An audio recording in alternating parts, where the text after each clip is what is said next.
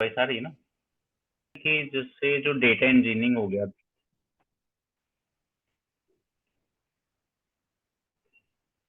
सो data engineering सबसे main होता है जो वो बिग डेटा पे काम होता है। ठीक है, तो big data technology, big data के लिए बेसिकली दो टेक्नोलॉजीज थी, एक हडूप और एक स्पार्क।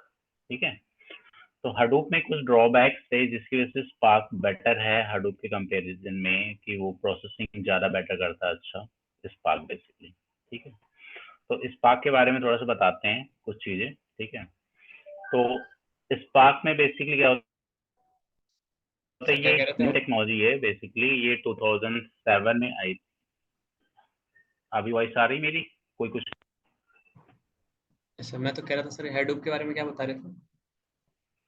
वो बेसिकली हडूप में बताया नहीं, हडूप और स्पार्क में डिफरेंस बताना थोड़ा सा। जो हडूप था बेसिकली बिग डेटा प्रोसेसिंग के लिए, हडूप और स्पार्क दो टेक्नोलॉजी है। ठीक है, ओके।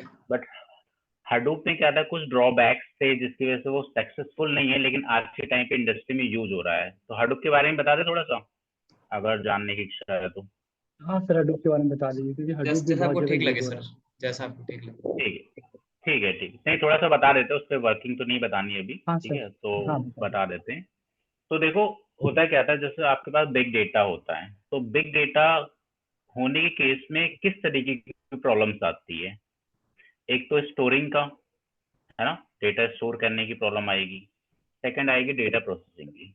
ये दो दो टाइप की प्रॉब्लम आएगी ना बिग डेटा केस में। Yes sir. यस नो कुछ बोल दिया करो, ठीक है। Yes sir, yes. हाँ तो सर, हाँ सर, दो प्रॉब्लम। हाँ, तो अगर आपका ह्यूज डेटा हो गया तो वो कैसे मैनेज किया। जो ट्रेडिशनल सिस्टम, जो ट्रेडिशनल टेक्नोलॉजी थी, जैसे डेटाबेस मैनेजमेंट हो गया, डीएमएस या अदर चीजें, वो उस चीज को मैनेज नहीं कर सकती थी बिग डेटा केस में। ठीक है, तो इसके लिए एक टेक्नोलॉजी है हडूप। ये 2003 में आई थी हडूप, आई थिंक, याद नहीं मुझे एग्जैक्टली। ठीक है, सर। तो जब हडूप आया तो हडूप में दो चीजें, उसमें दो ड्रॉबैक्स थे, स्टोरेज, स्टोरिंग का और प्रोसेसिंग का। तो हडूप में दोनों चीज को रिमूव किया गया। कि हडूप में क्या किया गया कि वो हडूप के थ्रू डेटा आप इजिली स्टोर कर सकते हो, फास्ट डेटा स्टोर कर सकते हो और डेटा की प्रोसेसिंग भी कर सकते हो। ठीक है, अब जैसे हडूप के दो सेक्शन होते थे स्टार्टिंग में जब हडूप आया था। एक होता था एसडीफस, एक होता था मैप रिड्यूस। ठीक है, okay. Uh, okay sir. Screen sharing, screen पे थोड़ा सा बता देता हूँ। स्क्रीन तो दिख रही है ना सबको? यस सर, दिख रही है।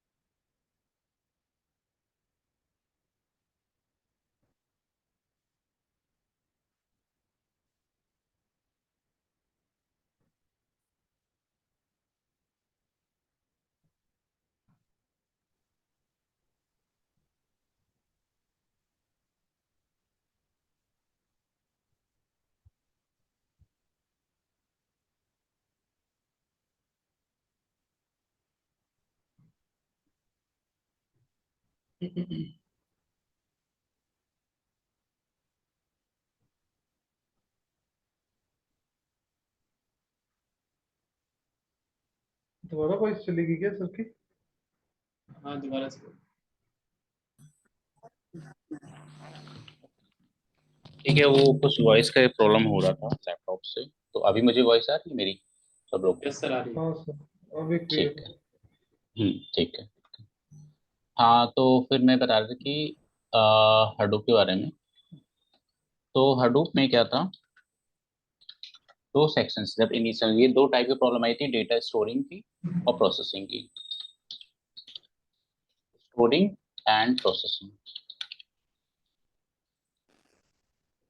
बिग डेटा के केस में ये दो मेजर प्रॉब्लम थी। ठीक है। अब इसके लिए जो हडूप इंट्रोड्यूस किया गया, ठीक है, तो हडूप में दो सेक्शंस थे इन दोनों प्रॉब्लम को रिजॉल्व करने के लिए। एक था एसडीएफएस, ठीक है, सेकंड था मैप्रोड्यूस।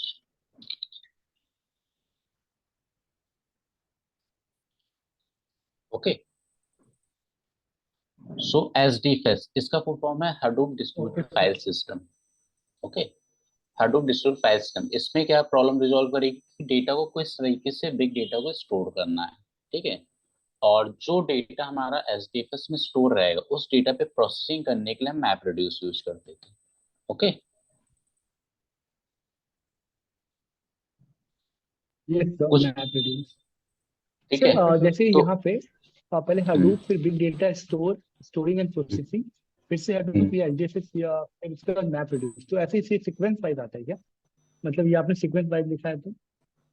आप फिर से बोलो, मैं समझ नहीं पाया क्या कहा तुमने। नहीं, मैं ये कह रहा था जैसे आपने यहाँ पे सीक्वेंस वाइज लिखा है, Hadoop, big data, storing and processing, Hadoop पे फिर एलजीएसएस। राइट, तो ये फिर सीक्वेंस वाइज आता है क्या? आई मीन जब हम लोग एग्जीक्यूट करते हैं, प्रोसेस करते हैं कुछ भी।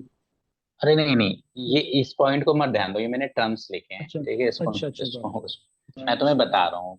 ठीक है, इट। जैसे फॉर एग्जांपल ये बिग डेटा के केस में प्रॉब्लम्स आती थी दो, एक स्टोरिंग और दूसरा प्रोसेसिंग। अब इसको रिजॉल्व करने के लिए हडूप इंट्रोड्यूस हुआ। अब हडूप में दो सेक्शंस होते थे, एसडीएफएस और मैप्रोड्यूस। एसडीएफएस में सॉल्व की गई प्रॉब्लम स्टोरिंग को लेकर के, मैप्रोड्यूस में प्रॉब्लम सॉल्व की गई प्रोसेसिंग को लेकर के। ठीक है, मेरे पॉइंट को समझो, वो मत समझो पॉइंट। ठीक है, ये इसलिए लिख रहे हैं कि ये टर्म्स अगर तुम स्क्रीनशॉट ले लोगे या लिख लोगे तो इनके ऊपर रिसर्च कर सकते हो, पढ़ सकते हो कहीं इंटरनेट पे जाकर के। ठीक है। ठीक है, तो दो प्रॉब्लम्स थी, उनको रिजोल्व करने के एसडीएफएस और मैप्रोड्यूस आया।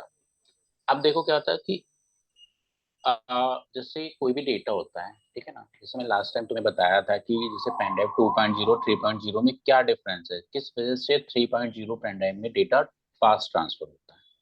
ठीक है, ये बताया ना मैंने। तो वही प्रॉब्लम रिजॉल्व, वही चीजें, वही एसडीएफएस के अंदर भी उसी टाइप की कुछ टेक्नोलॉजीज हैं जिसके अंदर डेटा का डिस्ट्रीब्यूशन बहुत ही इजीली और फास्ट बेसिस पे किया गया।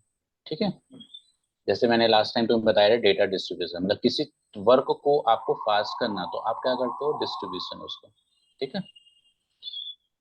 तो हडूप में भी वही चीज की, हडूप डिस्ट्रीब्यूटेड फाइल सिस्टम, इसीलिए इसका नाम रखा गया।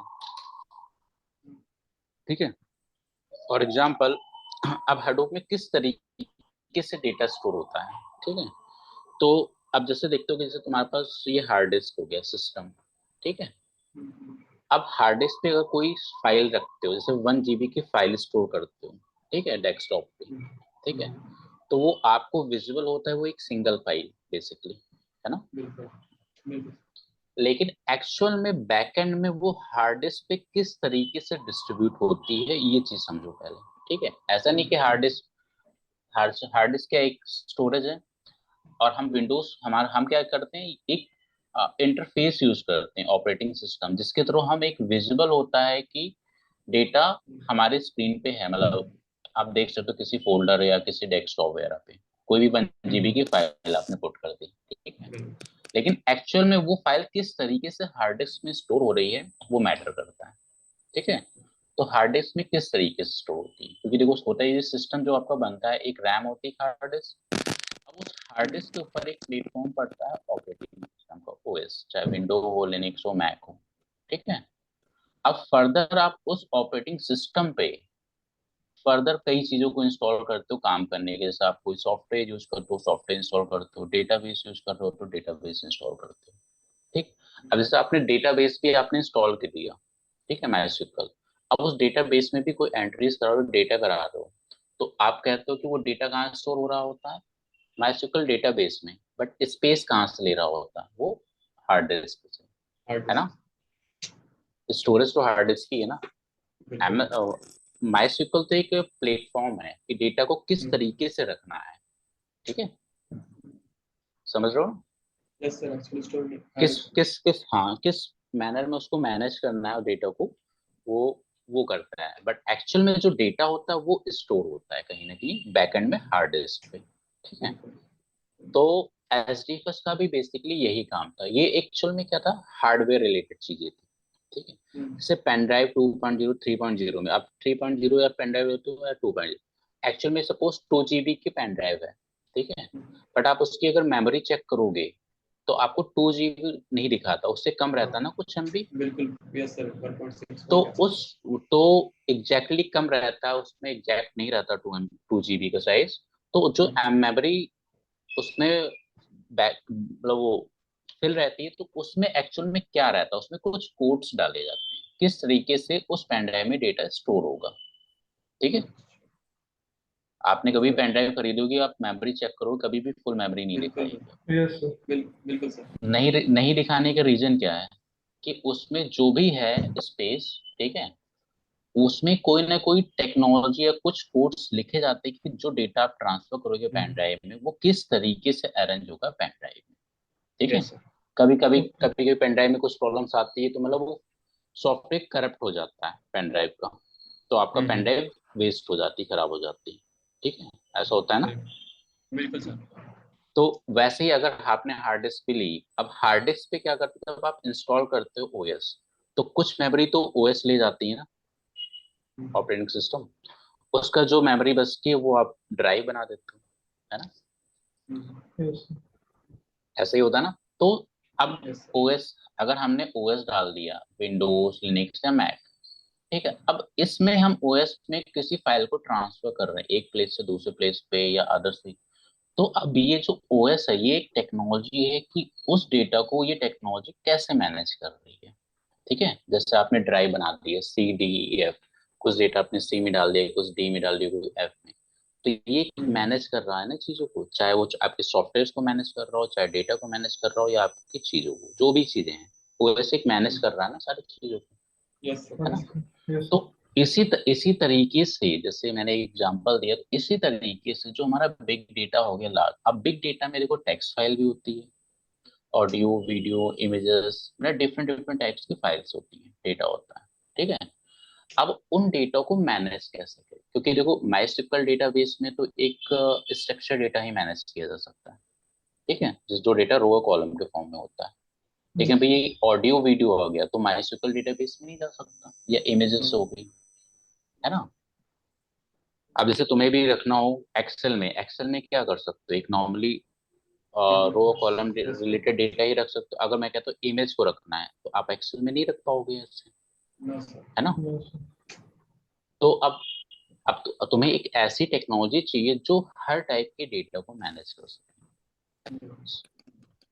अब अब जैसे माइस्क्यूएल में तो स्ट्रक्चर हो गया, अब और भी अनस्ट्रक्चर्ड डेटाबेस होते हैं, उसमें आपके और भी डेटा मैनेज हो सकते हैं, इमेजेस वगैरह भी, उसके लिए अलग होता है। लेकिन एक ऐसा प्लेटफॉर्म बनाया जाए जिससे सारे डेटा को ही मैनेज किया जा सके, तो वो बनाया गया हडूप, एचडीएफएस, हडूप, ठीक, हडूप में एचडीएफएस, जहां पर किसी भी तरीके का आप डेटा पुट कर सकते हो, रख सकते हो, ठीक है। अब ये होता है कि हडूप भी क्या होता है, देखो किसी न किसी एक ऑपरेटिंग सिस्टम पे चलता है। हडूप में सपोर्ट करता है देखो लिनक्स और मैक ओएस, ठीक है, लिनक्स और मैक, विंडोज के लिए नहीं बनाया गया, लेकिन अब कुछ अपडेशंस आ गए जिसमें कुछ कॉन्फ़िगरेशन करनी पड़ जाती है जिससे विंडोज पे भी चलाया जा सकता है, बट एक्चुअल में हडूप को विंडोज प्लेटफॉर्म के लिए नहीं बनाया गया, ठीक है, ठीक है। तो अब ये होता है कि जैसे अब हडूप को सेटअप करते हैं, ठीक है, तो कहीं ना कहीं हडूप को भी सेटअप करने के लिए भी एक ओएस चाहिए, ऑपरेटिंग सिस्टम चाहिए, ठीक है। विदाउट ऑपरेटिंग मतलब ऑपरेटिंग सिस्टम बहुत मैंडेटरी चीज है। आपको कोई भी काम करना है, सॉफ्टवेयर एप्लीकेशन, कुछ भी टूल्स टेक्नोलॉजी कुछ भी करना, एक ओएस चाहिए आपको, ठीक है। तो आपके सिस्टम पे एक ओएस पड़ता है, चाहे वो विंडो हो गया या लिनक्स हो गया मैक। अब फर्दर उस ओएस पे ही हम अलग से प्लेटफॉर्म या टूल्स टेक्नोलॉजी को सेटअप करते हैं, वो होता है हडूप एज ए जैसे हमारे पास ये ओएस हो गया मैक। अब इसमें अगर मैं हडूप को सेटअप कर दूं, ठीक है, तो हमारे पास दो चीजें, एक होता है कि हम मैक के थ्रू डेटा को डालें कहीं, पुट करें डेस्कटॉप पे, ये सारी चीजें, ठीक है। कोई एक पेन ड्राइव लेते हैं, उस डेटा को हम पेन ड्राइव से डेटा हम मैक ओएस पे डेस्कटॉप पे कॉपी करते हैं, सेंड करते हैं। या हमारे पास अगर हम हडूप सेटअप कर देते हैं अपने सिस्टम पे, तो हम उस डेटा को हम एसडीएफएस में भी ट्रांसफर कर सकते हैं, ठीक है, रहेगा हमारा इसी हार्ड डिस्क पे। लेकिन जो डेटा का डिस्ट्रीब्यूशन होगा वो एक डिफरेंट डिफरेंट पेज में होगा। मैक अपना अलग तरीके से डेटा डिस्ट्रीब्यूट करता है, हडूप अपना अलग तरीके से डेटा डिस्ट्रीब्यूट करेगा। समझ रहे हो मेरे पॉइंट? Yes Yes. ठीक है। तो अब जैसे हडूप में अगर आपने सिस्टम कर दिया सेटअप, ठीक है, तो हमारे पास एक सिस्टम है, ठीक है। अब हडूप के अंदर क्या होता है, एसडीएफएस में आती है बात क्लस्टर की। क्लस्टर समझते हो क्या होता है क्लस्टर्स? No, sir. नहीं नहीं समझते क्लस्टर क्या होता है? No, sir. देखो, अगर आपके पास जैसे डेटा सेंटर सुना होगा तुमने, डेटा सेंटर क्या होता है, ठीक है। Yes, sir. यस तो डेटा सेंटर में होता क्या है, वहाँ सर्वर्स होते हैं, उन सर्वर्स पे एक्चुअल डेटा स्टोर हो रहा होता है, ठीक है। अब उन डेटा सेंटर, वहां तो नाम दिया गया डेटा सेंटर, एक्चुअली उस पूरे सेंटर जहाँ डेटा स्टोर तो वो बोलते हैं डेटा सेंटर, बट उस डेटा सेंटर में जो सर्वर्स लगाए जाते हैं वो उनको बोलते हैं क्लस्टर। मतलब अगर आपके पास डेटा स्टोर करने के लिए एक से ज्यादा सर्वर है, मतलब मोर देन वन, मीन्स दो सिस्टम भी है, दो सर्वर भी है, तो उसको क्लस्टर बोलते हैं, ठीक है। एक सिस्टम को कभी भी क्लस्टर नहीं बोलेंगे, ठीक है। अगर एक सर्वर है जहाँ पर डेटा स्टोर होता है वो क्लस्टर नहीं है। लेकिन एक से ज्यादा सिस्टम को लेकर के अगर एक सेटअप बनाया जा रहा है तो उसको बोलते हैं क्लस्टर, ठीक है। जैसे आपके पास मान लीजिए कोई कंपनी है जो अपना डेटा स्टोर करता है, ठीक है, उनके पास सपोज 1000 नोड का क्लस्टर है, ठीक है। नोड का मतलब होता है एक सर्वर, ठीक है, जहाँ पर डेटा, जैसे हमारा ये हार्ड डिस्क हो गया सिस्टम, इसको बोलेंगे नोड, जहाँ पर डेटा स्टोर होगा, ठीक है। ये टर्म्स लिख लेना, स्क्रीनशॉट लास्ट में लेना, जिससे तुम इस पे अलग से भी पढ़ सको, ठीक है। तो अगर मान लो कोई कंपनी है जिसका 1000 नोड का क्लस्टर है, ठीक है, मतलब आपका डेटा जो डिस्ट्रीब्यूट होगा वो करीब होगा, ठीक है, जो आपका डेटा डिस्ट्रीब्यूट होगा 1000 नोड्स पे होगा। जैसे मैंने बताया था, आपको एग्जांपल दिया था कि अब ये जो सर नोड्स होंगे आपको दिखा देते हैं कुछ इमेजेस में, ठीक है।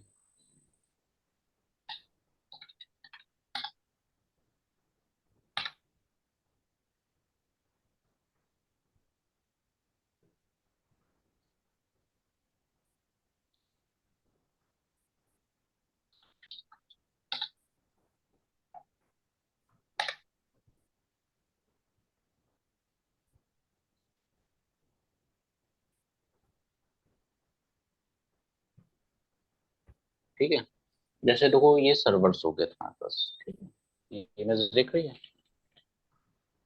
अब इसमें देखो देखो चार नोड हैं, है ना, जैसे ये 4 नोड्स हो गए, और एक होता है आपका मेन सिस्टम, जो इन चारों नोड को क्या होता है कनेक्टेड होता है, मतलब उसको बैलेंस मतलब मेंटेन करना, चेकिंग, सारी चीजें होती है, ठीक है, ठीक है। तो ऐसे ही ये हमारे एक नोड हो गया, ये एक सर्वर है जिसमें डेटा स्टोर होता है, ठीक है। अब इसमें भी सर्वर हो, ये भी डेटा स्टोर होता है। अब जैसे हमारे पास डेटा सेंटर होता है उसमें देखोगे, ठीक है,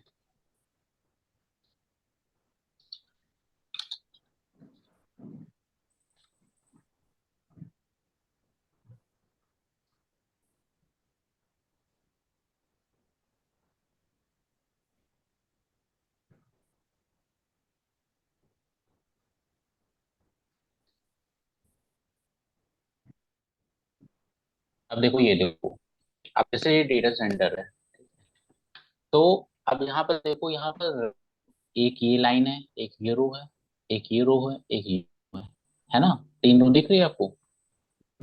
यस अब ये जो एक रो है, एक रैक है, ये पूरी इसको बोलते हैं रैक। जैसे आप लाइब्रेरी में गए तो एक रैक में कई बुक्स होती है ना, कई रैक्स बना करके, है ना, एक लाइब्रेरी में गए होगे ना, लाइब्रेरी में तुम देख रहे होगे कि उसमें बुक्स रखे रहते हैं, एक पूरी रैक होती है, उस रैक पे पूरी बुक्स रखी रहती हैं, कई रो बनाए जाते हैं, है ना? सुन रहे हो ना सब लोग? Yes sir.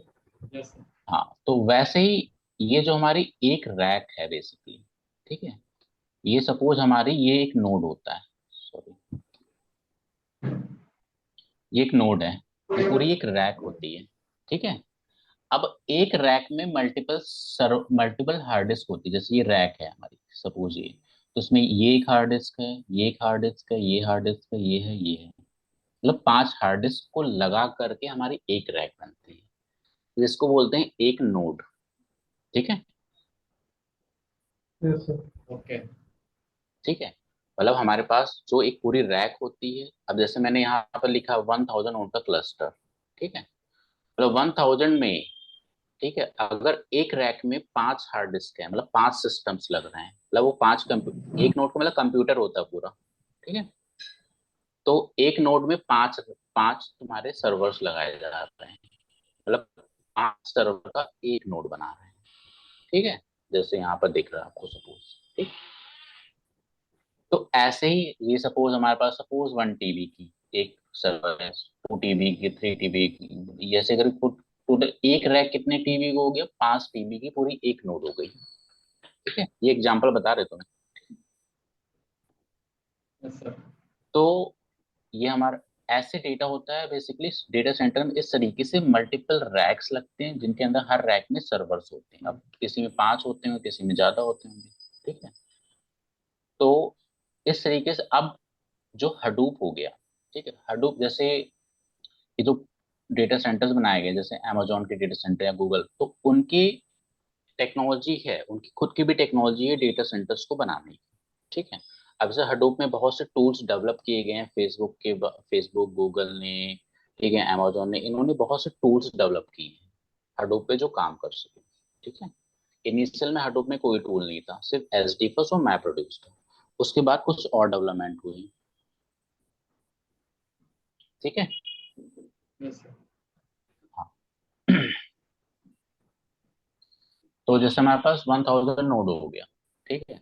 अब होता क्या था देखो, अब अगर हम डेटा को स्टोर करते हैं, ठीक है, तो देखो कई टाइप की प्रॉब्लम्स भी आती है, किस तरीके की प्रॉब्लम्स आ सकती है, ठीक है। अब इस चीज को समझो, ठीक। अब जैसे सपोज आपके पास 1 TB का डेटा है, ठीक है, जो कि तुम्हें स्टोर करना है, ठीक है। एक क्लस्टर, जैसे मैंने बताया ये क्लस्टर है, का डेटा डिस्ट्रीब्यूट करना, तो एक सिस्टम पे अगर हम डेटा स्टोर होता है, अगर मान लो डेटा की ट्रांसफर स्पीड है 1 MB पर सेकेंड की, ठीक है, अगर डेटा ट्रांसफर स्पीड है 1 MB पर सेकेंड की, और 1 TB का डेटा ट्रांसफर करना है, सॉरी 1 GB कर देते इसको,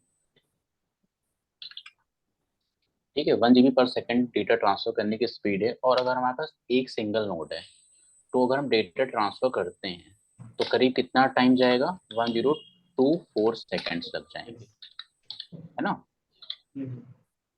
इतने सेकंड्स लग जाएंगे डेटा को, कंप्लीट डेटा को ट्रांसफर होने में, ठीक है। अब यही चीज समझना जो मैंने बताया, डेस्कटॉप पे 1 GB की फाइल रख रहे हो तो किस तरीके से वहां पर डिस्ट्रीब्यूट होती है, ठीक है।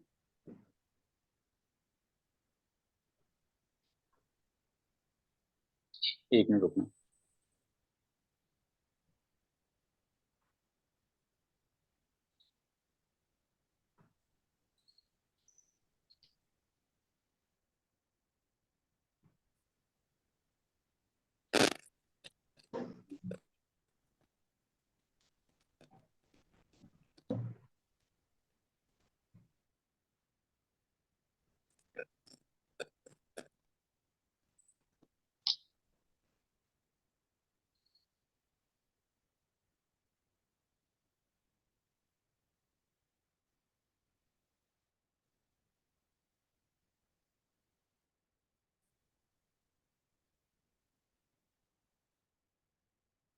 ठीक है, अगर 1 GB का डेटा ट्रांसफर कर रहे हैं तो 1024 सेकंड्स लग रहे हैं, ठीक है, अगर एक नोड पे जा रहा है ना, जैसे एक सिंगल नोड पे डालते हैं हम तो, ठीक है। अगर यही हमारे पास मल्टीपल नोड्स हो गए, मान लो 5 नोड्स हो गए, ठीक है, जैसे यहाँ पर एक ही नोड है, ठीक है, 1 नोड है, ठीक है, इसलिए ट्रांसफर हो रहा है डेटा 1024 सेकंड। अगर यहाँ पर हम 5 नोड्स ले लेते हैं, ठीक है, फिर डेटा कैसे ट्रांसफर, ये जो हमारा 1 GB का डेटा है इक्वली डिस्ट्रीब्यूट होगा, ठीक है, मीन्स 200 GB डेटा, ठीक है, 1 TB का 200 GB का डेटा डिस्ट्रीब्यूट होगा हर नोड पे, मतलब एक नोड पे 200 GB का डेटा जाएगा, दूसरे नोड पे 200 GB जाएगा। तो अब क्या हुआ कि एक नोड पे कितना डेटा जा रहा है, 200 GB। इसका मतलब वो टोटल कंप्लीट ट्रांसफर होने में 200 सेकंड लेगा, है ना, क्योंकि 200 GB का ही 200 GB का ही डेटा जा रहा है। लेकिन हमारे पास 5 नोड्स हैं, तो 5 नोड पे इक्वली डिस्ट्रीब्यूट होगा, वो भी पैरेलल होगा। तो यहाँ पर जो हमारा एक नोड पे जो टाइम लग रहा था डेटा डिस्ट्रीब्यूट होने में 1024 सेकेंड्स, अब वो कितना टाइम लग रहा है हमारा डेटा डिस्ट्रीब्यूट होने में, ओनली 200 सेकेंड, ठीक है। मीन्स हम एक नोड पे ना डेटा रख करके हम मल्टीपल नोड पे रखते हैं डेटा, ठीक, जिससे क्या हुआ, हमारा एक प्रॉब्लम रिजॉल्व हो, क्योंकि डेटा लार्ज है, ठीक है, तो डेटा आपका क्या हो रहा है, फास्ट डिस्ट्रीब्यूट हो रहा है, ठीक है कि नहीं। Yes sir. अगर यहीं पर नंबर ऑफ नोट्स और बढ़ा देते, 50 नोट्स कर देते हैं, ठीक है, तो ये टाइम कितना हो सकता है, मान लो 200 नोट्स कर दिए मैंने, तो ये डेटा कितना टाइम में सेंड होगा, ओनली 1 सेकेंड में, ठीक है। मतलब जो आप डेटा को स्टोर कर रहे थे जिसमें टाइम लग रहा था 1024 सेकेंड्स, अप्रोक्सीमेटली 10 मिनट्स, अब वो सारा डेटा ट्रांसफर हो रहा है 1 सेकेंड में, है ना। यस। तो यहाँ पर मेजर क्या रहा, मतलब हडूप ने किस तरह की प्रॉब्लम सॉल्व करी यहाँ पर, डेटा का डिस्ट्रीब्यूशन और स्टोरेज का डिस्ट्रीब्यूशन, ठीक है, मतलब एसडीएफएस में स्टोरेज जो है वो डिस्ट्रीब्यूट हो रहा है और साथ में डेटाबेस डिस्ट्रीब्यूट हो रहा है, जिसकी वजह से जो हमारा टाइम था वो रिड्यूस हुआ, है कि नहीं। ये पॉइंट समझ में आ गया ना सबको, यस सर। ठीक है। Yes sir. अगर ये हम मतलब अगर 1000 नोड हो गए, मान लो ये तो 200 नोड, अगर 1000 नोड पे डिस्ट्रीब्यूट होगा तो और भी कम टाइम लगेगा, है कि नहीं। तो ऐसे जितने भी कंपनीज हैं अमेजोन, ये तो इनके भाई 20,000 40,000 नोड्स के क्लस्टर्स होते हैं, ठीक है। जैसे आप कोई भी अमेजोन पे या गूगल ड्राइव पे कोई भी अपलोड करते हो फाइल, तो वो कई सिस्टम पे बड़ी फाइल्स डिस्ट्रीब्यूट हो जाती है, ठीक है। अब देखो होता क्या है, जैसे मैंने बताया कि जितने नोड पे डिस्ट्रीब्यूट हुई, अब उसमें ये भी होता है कि जैसे मैंने बताया कि एक रैक में 5 सर्वर्स होते हैं, 5 हार्ड डिस्क सपोज। अब जो 200 MB का डेटा जा रहा है वो किस सर्वर पे स्टोर हो रहा है, मतलब इस वाले सर्वर पे हो रहा है, इस पे हो रहा है, या इस पे हो रहा है, या इस पे हो रहा है, इस पे हो रहा है। अब ये पॉइंट आता है कि नहीं, यस। क्योंकि अभी हमने नोड की बात करी, उस नोड में भी 5 हार्ड डिस्क है, अब उस 5 हार्ड डिस्क में से किस हार्ड डिस्क में जाएगी, किस सर्वर में जाएगी, वो 200 MB का डेटा, 200 GB का डेटा, है ना। अब ये 5 है, तो जो 200 GB का डेटा है, फर्दर उसको 5 पार्ट में डिवाइड कर सकते हो ना, जी। तो मीन्स 40 MB का डेटा ट्रांसफर हो सकता है, 40 MB का डेटा इसमें जा रहा होगा फर्स्ट वाले में, 40 MB 40 GB सेकेंड में, 40 GB थर्ड में, ऐसे। तो उस रैक में भी जो डेटा 200 GB का डाला जा रहा था, भेजा जा रहा था, उसको फर्दर डिवाइड हुआ रैक के अंदर, ठीक है। ये जो रैक है वो भी पैरेलल में है, और जो हमारे ये जो सर्वर्स हैं वो भी पैरेलली लगाएगा, ठीक है। इस रैक में भी कई सर्वर्स हो गए, और भी ज्यादा डेटा का डिस्ट्रीब्यूशन हुआ, है कि नहीं, ठीक है। अब देखो होता है, एक तो ये तो पॉइंट समझ में आ गया तुम्हें कि डेटा का डिस्ट्रीब्यूशन किस तरीके से हो गया, ठीक है ना। अब फर्दर एक और चीज होती है, जैसे मैंने ये बताया। अब देखो यहाँ पर बात ही आती है कि जैसे हार्ड डिस्क ही हो गया, मैंने अभी ये सर्वर्स की बात बताई, अब हार्ड डिस्क या किसी एक सर्वर पे डेटा किस तरीके से स्टोर होता है, ठीक है, वो बताते हैं तुम्हें। ठीक है, जैसे ये हमारा हार्ड डिस्क, जैसे तुमने फ्रिज में देखा होगा आइस ट्रे, है ना, आइस ट्रे में क्या होता है, छोटे छोटे ब्लॉक्स होते हैं, होता है ना, Yes, sir. तो जो वाटर फिल करते हो उन ब्लॉक्स में डालते हो बेसिकली, ठीक है। तो अगर मान लो, ठीक है, 1 GB का डेटा, ठीक है, एक सर्वर मतलब एक हार्ड डिस्क पे जा रहा है, ठीक है, तो वो हार्ड डिस्क पे किस तरीके से, जैसे हार्ड डिस्क है, सपोज हमारा 1 TB का हार्ड डिस्क है, एक सिंगल स्पेस है, अब वो 1 GB का हार्ड डिस्क पे डेटा किस तरीके से डिस्ट्रीब्यूट होता है, अब इसकी बात करते हैं।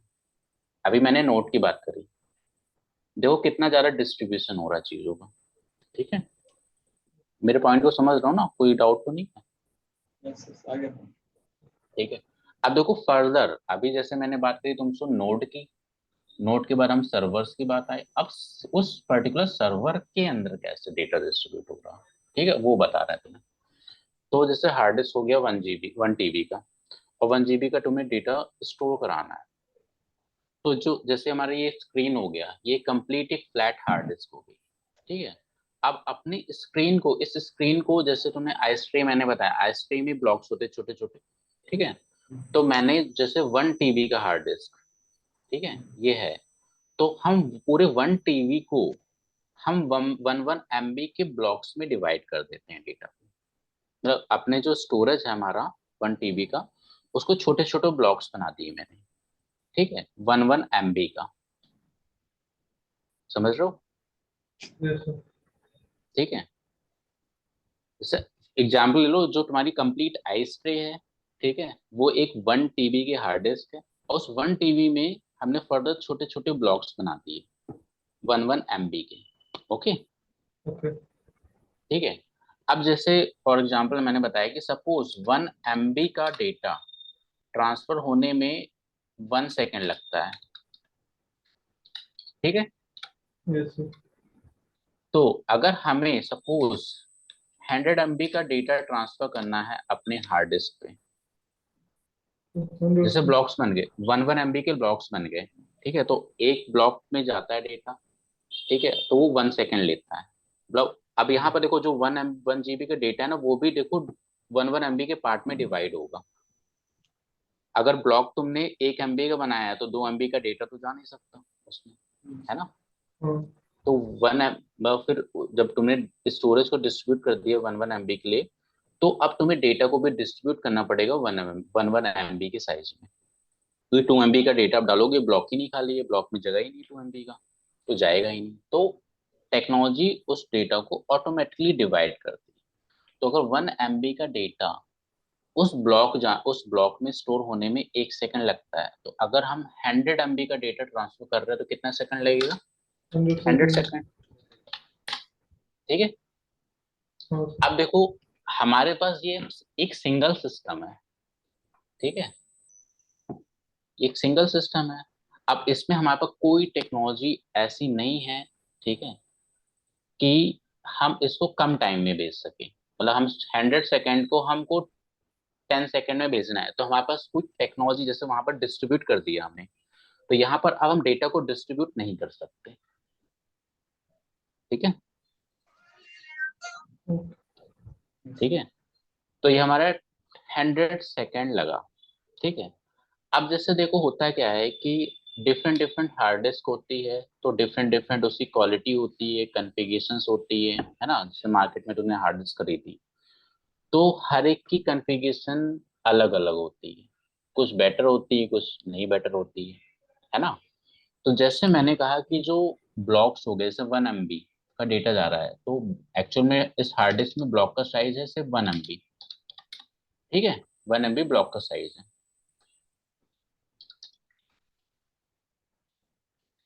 ठीक है। अब 1 MB का डेटा 1 सेकेंड में ट्रांसफर हो रहा है। अब हमारे पास हार्ड डिस्क में मैंने तुम्हें बताया कि जो 1 TB का हार्ड डिस्क वो 1 MB के ब्लॉक में बना हुआ है, लेकिन अगर हार्ड डिस्क अच्छी है या हार्ड डिस्क जिस कंपनी हार्ड डिस्क बनाई उसकी भी कुछ क्वालिटी कॉन्फ़िगरेशन है, तो यहाँ पर हमारे हाथ में सिर्फ इतना होता है कि हम जो ब्लॉक साइज है हार्ड डिस्क का वो 1 MB है, हम उसको इंक्रीज कर देते हैं 2 MB के ब्लॉक में। ठीक है, अभी ब्लॉक साइज कितना 1 MB का है ना, यस सर, सुन रहे हो? यस अब हम सर, ब्लॉक साइज को हम बढ़ा देते हैं। ठीक है, जैसे हमने ब्लॉक साइज कर दिया 2 MB ब्लॉक साइज।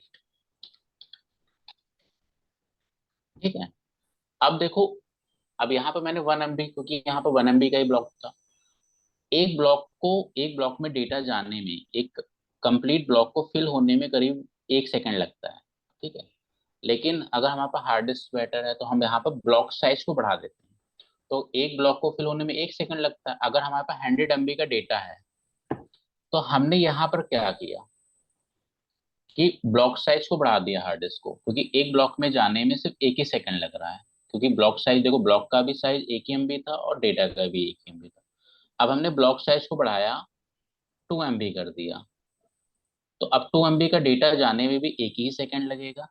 ठीक है, अब हम क्या करते हैं, यहाँ पर अपने जो 100 MB का डेटा है, अब हम क्या करेंगे, इस डेटा को 2 MB के ब्लॉक्स में डिवाइड कर देंगे, 2 MB के डेटा में। ठीक है, अब 2 MB का डेटा जो अब 2 MB के ब्लॉक्स में जाएगा तो कितना सेकंड लग जाएगा, करीब 50 सेकेंड्स। 50, हो गया ना? यस सर, ठीक है, तो अब यहाँ पर देखो, पेन ड्राइव में जैसे 2.0 3.0 पेन ड्राइव है, अब उसमें जो इस तरह से ब्लॉक्स बनाए गए, 3.0 में ब्लॉक साइज बढ़ाया गया होगा, 2.0 में छोटा होगा, है ना, तभी टाइम कम लगता है 3.0 में, यस है ना। तो इसी तरह हमारे सिस्टम हडूप में भी यही होता है। ठीक है, ओके कि सर, हाँ, कि हमें डेटा को फास्ट करने के लिए क्या करें। अब पेन ड्राइव की में तो हम कुछ नहीं कर सकते, 2.0 को 3.0 नहीं बना सकते हम। ठीक है, तो वो जिस कंपनी ने बनाया वो उनकी टेक्नोलॉजी। लेकिन जब हम हडूप टेक्नोलॉजी यूज करते हैं तो हमारे हाथ में होता है कि हम ब्लॉक साइज को जब मन करेगा हम कम कर सकते हैं, जब मन करेगा हम ज्यादा कर सकते हैं। ये डिपेंड करेगा डेटा किस हिसाब से है। ओके, अब ऐसा तो है नहीं कि स्मॉल डेटा के लिए टेक्नोलॉजी यूजफुल है, कोई फायदा नहीं है, ये बिग डेटा केस में यूजफुल है। ठीक है, ठीक है सर, ओके, हाँ। तो अब यहाँ देखो, जैसे पेन ड्राइव है सारी चीज, अब यहाँ पर देखो, जब हम हार्डवुड टेक्नोलॉजी यूज करते हैं तो जितनी चीजें भी मैंने बताई यहाँ पर, ये सब चीज हम खुद से मैनुअली कर सकते हैं। समझ रहे हो? Yes sir, okay. अब जैसे मैं कहता हूँ आपको हार्ड डिस्क है या ओएस है, अब इस ओएस में डेटा को आपको जो एक टीवी का डेटा स्क्रीन डेस्कटॉप पे रख रहे हो, उसको लग रहा है 10 मिनट ट्रांसफर होने में। अब वो 10 मिनट को 2 मिनट करके देखा हो तुम नहीं कर सकते हो, क्योंकि ओएस में आप नहीं कर सकते। लेकिन हडूप में अगर कोई डेटा ट्रांसफर में 10 मिनट लग रहा है तो हडूप में कुछ कॉन्फ़िगरेशन चेंजेस करके उस 10 मिनट को हम रिड्यूस कर सकते हैं 2 मिनट में। वो आप खुद कर सकते हो, बट उसके लिए टेक्नोलॉजी सीखनी पड़ेगी किस तरीके से करना है। ठीक है, ओके पॉइंट सर, समझ में आ गया? हाँ यस जी, यस सर, तो जो हमारे पास प्रॉब्लम थी बिग डेटा केस में स्टोरिंग का, तो देखो इस तरीके से स्टोरिंग की प्रॉब्लम को सॉल्व किया गया। सारे पॉइंट समझ में आए ना? बट बिल्कुल सर। अभी जब तुम सरो अगर तुम कुछ रिसर्च करोगे, कुछ आर्टिकल पढ़ोगे तो उसमें और भी चीजें बताएगी, तो तुम्हें और अच्छे समझ में आएगा। यस ठीक है, अब देखो, ओके। अगर हमारा डेटा डिस्ट्रीब्यूट करने में इतना इजी हो गया, फास्ट हो गया, आपको सोचो कितना। अब ये तो हमारा एक सिंगल हार्ड डिस्क, अब उसको सोचो ना, अगर 1000 नोट पे डेटा डिस्ट्रीब्यूट करना है सिर्फ एक 100 MB के डेटा को, ठीक है, या 1 GB डेटा को, कितना फास्ट ट्रांसफर हो जाए। अगर ये एक ही नोड होगा तो काफी ज्यादा टाइम लग जाएगा। तो यहाँ पर क्या हुआ एसडीएफएस के अंदर कि हमारा जो स्टोरेज है उसको भी हम जितना ज्यादा डिस्ट्रीब्यूट करेंगे उतना ही ज्यादा वो फास्ट वर्क करेगा। अब जैसे आने वाले टाइम में जैसे गूगल हो गया, गूगल पर डेटा सेंटर है, मे बी आज 1 लाख नोड का डेटा सेंटर होगा, कल जाकर के डेटा और बढ़ेगा तो उसको नंबर ऑफ नोड इंक्रीज करने पड़ेंगे ना। बिल्कुल। यस सर, ठीक है, अब जैसे आज गूगल जितना फास्ट है, कल जाकर के डेटा और लोड होता जाएगा, बढ़ता जाएगा।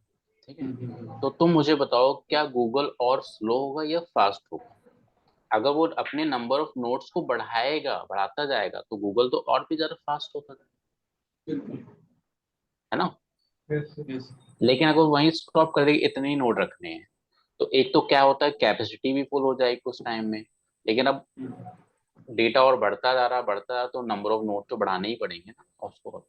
तो मीन्स टाइम टू टाइम आज अगर 1000 नोड का क्लस्टर है, कल जाकर के 2000 नोड का करेंगे, क्योंकि आज नीड नहीं है 2000 नोड की क्लस्टर की।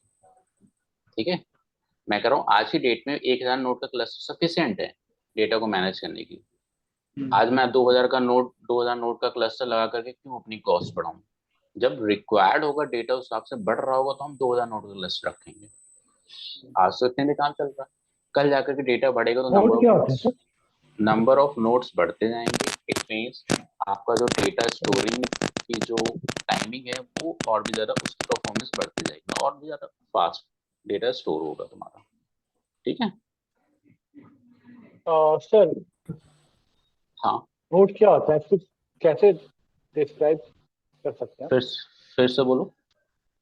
तो ये मैं पूछ रहा था, ये नोड क्या होता है, इसको हम कैसे डिस्क्राइब नोड कर सकते हैं? हाँ नोड को हाँ क्या कह रहा हूँ, नोड हाँ को सर, कह रहा हूँ? हाँ हाँ हाँ, नहीं सर, ओके, नोड नोड। नहीं तो नोड को तो एक नॉर्मली जैसे आप एक स्टोरेज कह सकते हो या डेटा नोड कह सकते हो। ठीक है, means it means a node it is a data node which stores the data. Okay okay, जो डेटा जैसे हार्ड डिस्क हो गया तुम्हारा, हार्ड डिस्क पे कोई जैसे पेन ड्राइव हो गया, पेन ड्राइव पे कोई डेटा, तो वो पेन ड्राइव क्या है कि स्टोरेज है, सिर्फ स्टोरेज है। ऑपरेटिंग सिस्टम पे अगर डेस्कटॉप पे रख रहे हो तो ये कोई स्टोरेज नहीं, ये ओएस है, ऑपरेटिंग सिस्टम।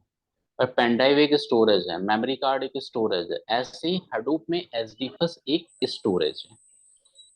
ठीक है, जहां पर कोई काम नहीं कर सकते, सिर्फ डेटा को रख सकते, समझे? नोड उसे कहते हैं जहां पर सिर्फ डेटा को रखा जाता है और रिक्वायरमेंट पड़ने पर उस डेटा को रीड राइट करके हम अपनी रिक्वायरमेंट को फुलफिल कर सकते हैं। जरूरत पड़ने पे अच्छा, हम इट इज वहां अ पर काइंड जो ऑफ डेटा, स्टोरेज। हाँ it's a kind got off only storage, only storage. कुछ और मत समझना कि यहाँ पर कुछ और काम हो रहा हो, सिर्फ डेटा को स्टोर करने का काम हो रहा है।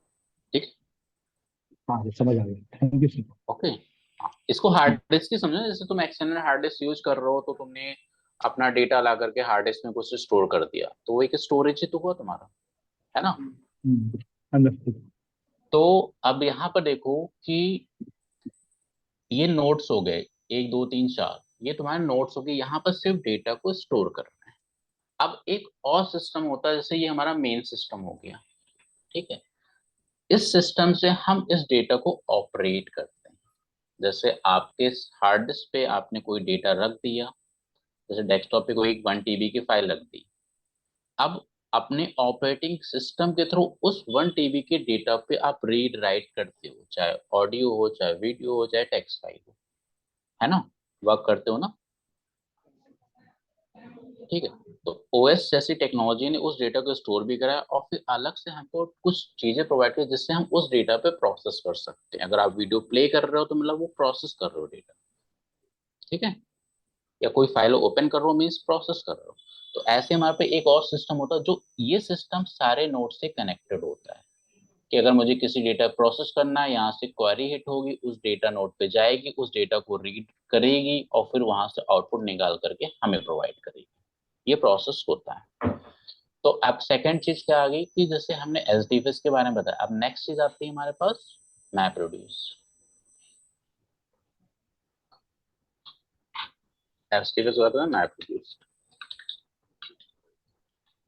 ठीक है, अब देखो मैप रिड्यूस में क्या होता है, डेटा की प्रोसेसिंग होती है। ठीक है, अब डेटा प्रोसेसिंग में क्या होता है, अब जैसे कभी भी आप कोड लिखते हो डेटा को प्रोसेस करने के लिए, ठीक है, तो अब जैसे आपने डेटा स्टोर किया, तो अभी डेटा को राइट किया है, स्टोर करना मतलब होता है राइट करना, अब तुम्हें रीड करना है। ठीक है, तो अगर आपका कोई अगर एक डेटा, सारा डेटा अगर एक ही नोट पे पड़ेगा तो कोई भी कोड जाएगा, उस कंप्लीट डेटा को रीड करने में टाइम लगेगा ना। लेकिन अगर वही डेटा डिस्ट्रीब्यूट होगा मल्टीपल सिस्टम पे, तो वो कोड कई सिस्टम पे जा करके पैरेलली एक एक कॉपी जाएगी हर नोड पे, फिर वो प्रोसेस करेगा तो कम डेटा रहेगा, कम डेटा को रीड करने में कम टाइम लगेगा, ज्यादा डेटा को रीड करने में ज्यादा टाइम लगेगा, है कि नहीं? Yes, sir. तो हमारे अगर वही हम सारा डेटा एक ही नोड पर रख देंगे तो रीड करने में भी उसको बहुत ज़्यादा टाइम लगेगा, जैसे स्टोर करने में लगा। लेकिन अगर हमारा डेटा डिस्ट्रीब्यूट होगा मल्टीपल नोड पे, तो अगर डेटा कम होगा तो रीड करने में भी कम टाइम लगेगा, है ना। हाँ, तो डेट अब देखो यहाँ पर डेटा स्टोरेज को डिस्ट्रीब्यूट करने से फायदा क्या है? एक तो डेटा डिस्ट्रीब्यूशन हुआ जिससे हमारा डेटा फास्ट स्टोर भी हो, आप प्रोसेस भी करोगे तो भी डेटा फास्ट प्रोसेस होगा, क्योंकि आप एक सिस्टम पे डेटा प्रोसेस नहीं करो, मल्टीपल सिस्टम पे प्रोसेस कर रहे हो, ठीक है।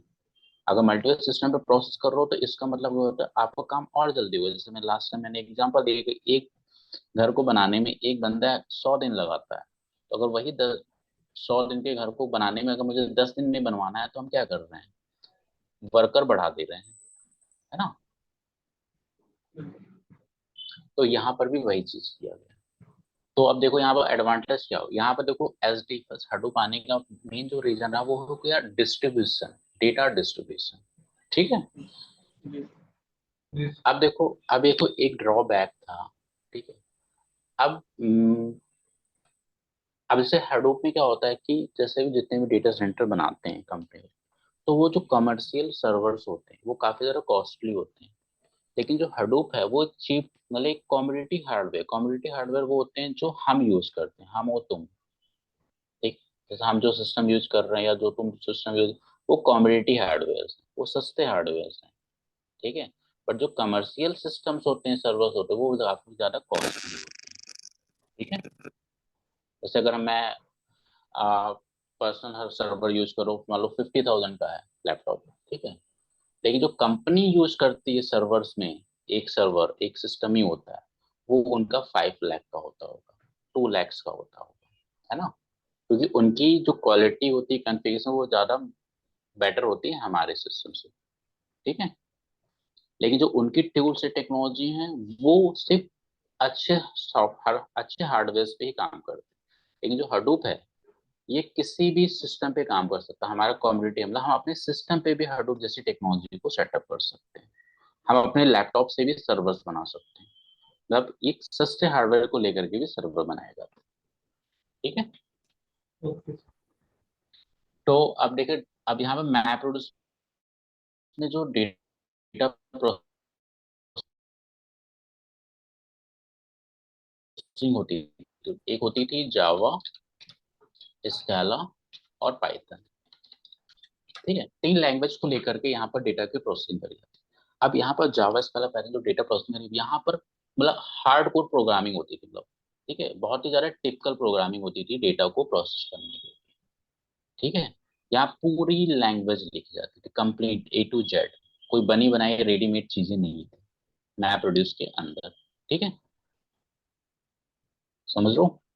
जैसे कोई yes, sir. सॉफ्टवेयर डेवलप करते हो, सॉफ्टवेयर डेवलप करने में पूरी कोडिंग चलती है ना, वैसे हाँ, पूरी प्रॉपर कोडिंग लिखी जाती थी मैप प्रोड्यूस में, जिसमें बहुत ज्यादा टाइम हो जाता था, टाइम लगता था। अब जैसे सपोज आपको, ठीक है, किसी टेक्स्ट फाइल में कितनी नंबर ऑफ रोज हैं उसको ही कैलकुलेट करना है, तो पाइथन में कोड लिख रहे हो तो 10 लाइन्स में 12 लाइन्स में कोड जा रहा है, स्काला में लिख रहे हो 10-12 जा रहा है, जावा में लिख रहे हो तो 20 लाइन्स में कोड जा रहा है, लिख रहे हो, ठीक है। तो जो कि कोड लिखने में भी टाइम जाता था, ठीक है। तो अब इस चीज को कम करने के लिए, इस टाइम को भी रिड्यूस करने के लिए कुछ हडूप के अंदर टूल्स लाए गए, जैसे हाइव फेसबुक ने डेवलप किया, पिग, ठीक है। तो हाइव और पिग दो ऐसे टूल्स हैं हडूप के जो डेटा प्रोसेसिंग के लिए यूज किए जाते हैं। अब जैसे जो मैंने बताया पाइथन में किसी रो को, नंबर ऑफ रोज को काउंट करने के लिए 10 लाइन्स लिख रहे हो, हाइव में तुम्हें 1 लाइन में काउंट करके दे देगा, ओनली 1 लाइन, ठीक है, ठीक है।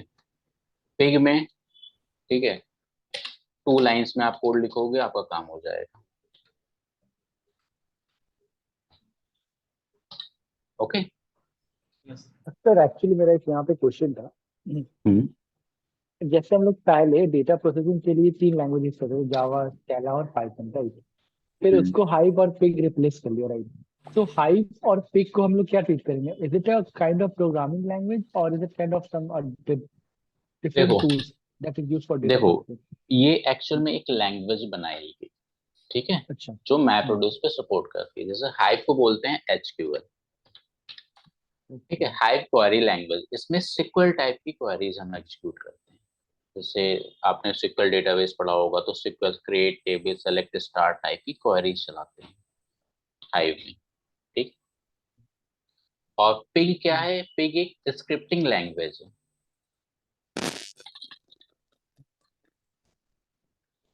स्क्रिप्टिंग लैंग्वेज, ठीक है।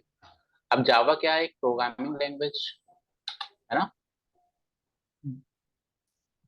इसके अलावा पाइथन क्या है? एक स्क्रिप्टिंग लैंग्वेज है। ये लैंग्वेज प्रोग्रामिंग लैंग्वेज नहीं है। जावा एक प्रोग्रामिंग लैंग्वेज है, इसके अलावा पाइथन आपकी एक स्क्रिप्टिंग लैंग्वेज है।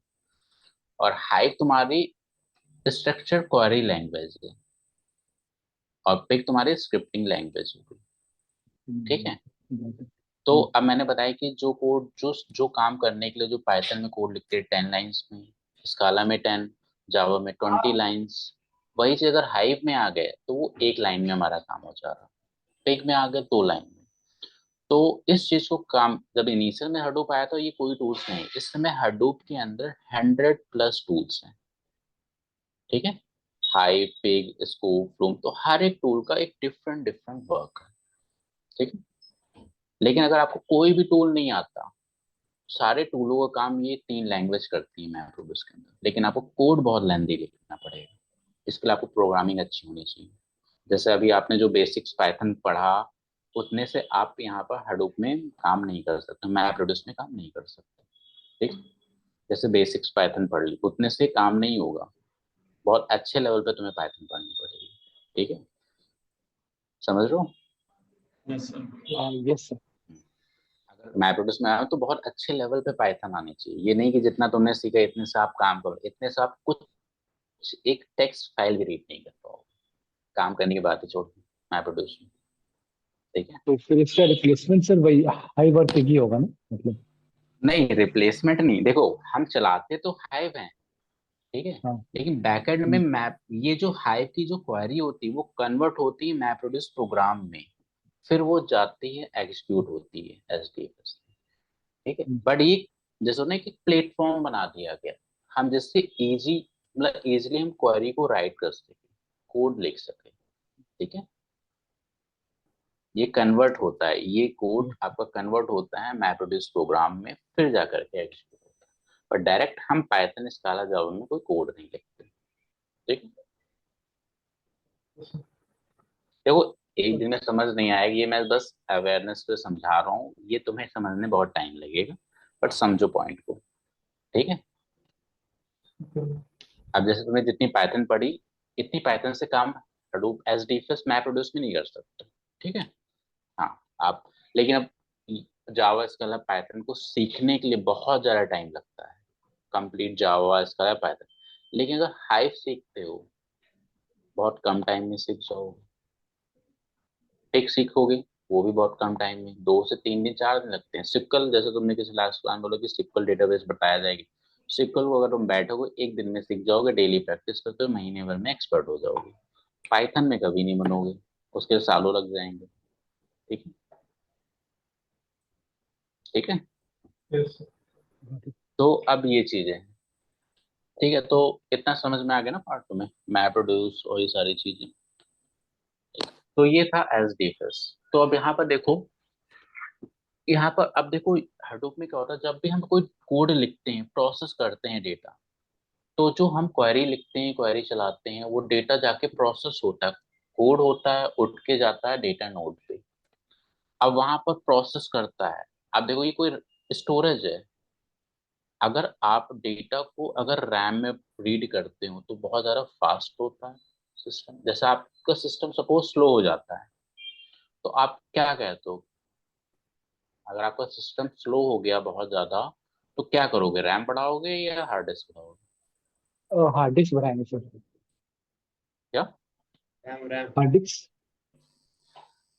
आपके सिस्टम जो बनता है वो 2 चीज से बनता है, रैम और हार्ड डिस्क, ठीक है। आप काम कर रहे हो, चला रहे हो, बहुत से मल्टीपल एप्लीकेशन चल रहे हैं, अब सिस्टम आपका बहुत स्लो ऑपरेट होने लग गया सडनली, क्या करोगे?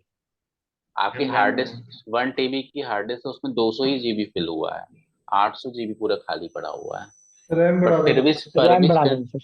फिर भी सिस्टम स्लो हो गया, तो क्या होगा, मतलब क्यों हुआ? रैम बढ़ा। सिस्टम स्लो होने का रीजन क्या हुआ?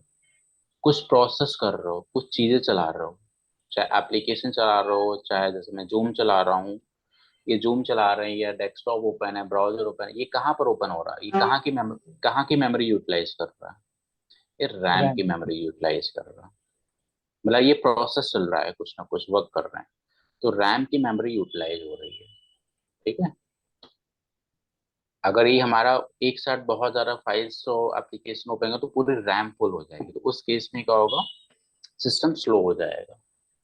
ठीक है, अगर हमने रैम की मेमोरी से ऊपर चले गए, सिस्टम इतना ज्यादा स्लो हो जाएगा कि डेडलॉक आ जाएगा। डेडलॉक समझते हो? क्रैश हो जाएगा सिस्टम राइट। नहीं, क्रैश नहीं होगा। ठीक है, कुछ ओएस के ऊपर डिपेंड करेगा। ठीक है, अच्छा। जब मल्टीपल प्रोसेस एक साथ हिट होते हैं, ठीक है ना, तो उस सिचुएशन में आता है डेडलॉक। ठीक है, जब डेडलॉक आ जाता है तो ऑपरेटिंग सिस्टम या बहुत से टूल्स टेक्नोलॉजी होती है जो शेड्यूलिंग का काम करती है, कि पहले ये प्रोसेस चलेगा, फिर सेकंड प्रोसेस चलेगा, फिर थर्ड चलेगा, वो शेड्यूलिंग कर दी जाती है। ठीक है, समझ रहे हो ना? जैसे आप सिस्टम बंद कर रहे हो, एक साथ का 10-12 एप्लीकेशन है और रैम फुल होगी, स्लो चलने लगा सिस्टम, तो आप क्या करोगे? आप सोचो कि कुछ एप्लीकेशन को हम क्लोज कर देते हैं जिसने मेमोरी को यूटिलाइज कर रखा, वो फ्री कर देगी, जिससे मेरा सिस्टम फास्ट हो जाएगा। आप उस कुछ को फ्री कर रहे होते हैं। ठीक है, अब जब सिस्टम में अब एक साथ सारी चीज चल चुकी है, तो क्या होगा, जैसे मैंने ये टैब खोला, ठीक है, शेड्यूल कर दिया, फिर ये खोल दिया, फिर ये खोल दिया, ठीक है, फिर ये खोल दिया, ठीक है ना, तो क्या हुआ कि ये शेड्यूल हो रहा है। अब जैसे मैंने ये हिट कर दिया, 4-5 क्लिकिंग कर दी मैंने, अगर ये सिस्टम और मेरा बहुत स्लो हो गया, तो पहला लोड होने में टाइम लगेगा, पहला लोड होते फिर दूसरे का नंबर लगेगा, फिर तीसरे का लगेगा, ऐसे ही होता है ना सिस्टम स्लो हो जाने पे, यही होता ना। तो ये होता है यस सर। शेड्यूलिंग, क्योंकि एक साथ मल्टीपल प्रोसेस मैंने हिट कर दिया, जो कि डेडलॉक आ गया। अब डेडलॉक आते ही सिस्टम क्या करेगा, शेड्यूलिंग करना स्टार्ट करेगा कि पहले क्या चलना है, फिर दूसरे पे, फिर तीसरे पे। ठीक, तो इस तरीके की प्रॉब्लम्स आती है, तो उस केस में हम या फिर रैम बढ़ा सकते हैं, सिर्फ रैम ही बढ़ाने का ऑप्शन है। ठीक है, तो जो हडूप में जो डेटा प्रोसेस करते हैं, तो जो हमारा कोड होता है वो हमारा जाता है डेटा नोड्स पे प्रोसेस करने। अब डेटा नोड पे गया, अब वहां प्रोसेस करेगा, तो यहाँ पर प्रोसेसिंग कहाँ करेगा, रैम में नहीं कर रहा, वहाँ हार्ड डिस्क पे प्रोसेस कर रहा है, और हार्ड डिस्क पे प्रोसेसिंग स्लो होती है, रैम में डेटा प्रोसेसिंग फास्ट होती है।